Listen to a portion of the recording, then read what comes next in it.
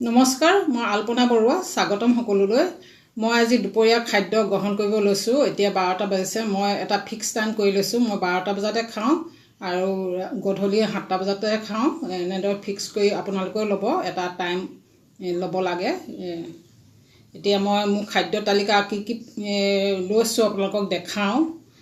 এয়া আপডেট দি আছোঁ যেতিয়া, এয়া আজিও আপডেট দি দিওঁ মই কি খাইছোঁ বা কি লৈছোঁ।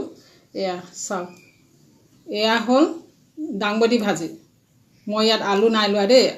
বহুতে ভাবে আলু বইল কৰি পেলাই খালে মানে তাৰ ৰসটো গুচি যায়, তেতিয়া খাব পাৰি।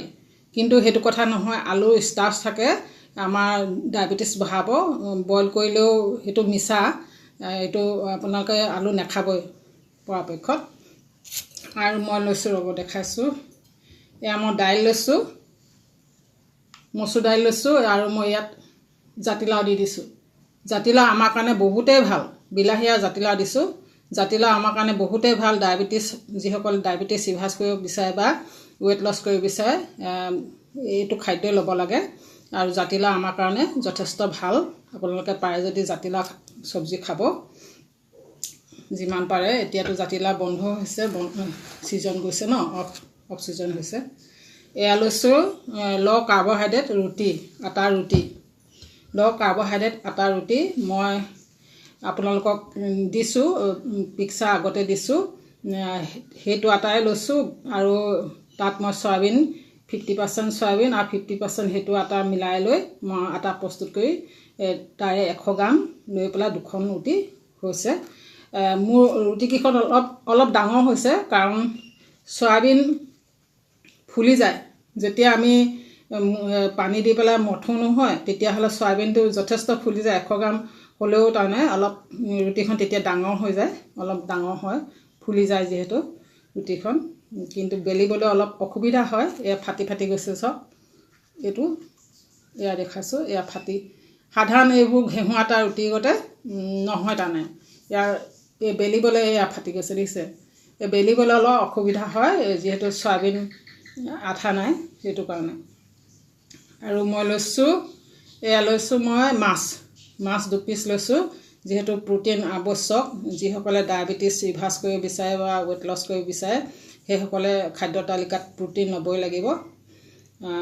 এয়া মই লৈছোঁ এনেদৰে। সাধাৰণ এনেদৰে সকলোৱে খাব। এইখিনি চব্জিটো মাছো ঘৰত আমাৰ কাৰণে এক্সট্ৰাকৈ বনাব নালাগে। মাছ আমাৰ কাৰণে এনেদৰে চব্জিটো আলু দি পেলাই বনাব নালাগে, কিন্তু এনেদৰে আমি চব্জি সাধাৰণ মানুহৰ গতে খাব পাৰোঁ। আৰু দাইলটো একো নাই, বেছি দাইল ল'ব নালাগে, ইয়াতো কাৰ্বহাইড্ৰেট আছে। এনেদৰে সাধাৰণ, কিন্তু ৰুটিটো আমাৰ বেলেগ অলপ, হয়নে? সেইটোৱে কথা। আৰু ইয়াতে মই কৈ থওঁ, যিসকলে ডায়েবেটিছ ৰিভাৰ্চ কৰিব বিচাৰে বা ৱেইট লছ কৰিব বিচাৰে, সেইসকলে অকল খাদ্য তালিকা সলনি কৰিলে নহ'ব। আপোনালোকে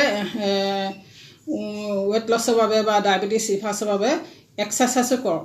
যিমান পাৰে আপোনালোকে খৰকৈ ডেইলি খৰকৈ আধা ঘণ্টা 45 মিনিট খোজকাঢ়ক। লাহে লাহে নহয়, খৰকৈ খোজকাঢ়ক। যিমান পাৰে ঘাম উলিয়াবলৈ চেষ্টা কৰিব।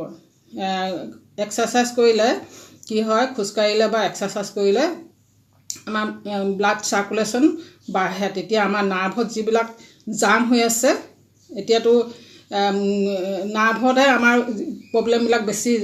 চৰ্বি তাতে গোট খায়, চুগাৰো তাতে এটা লেয়াৰ হৈ যায়, নিমখৰ লেয়াৰ হৈ যায়।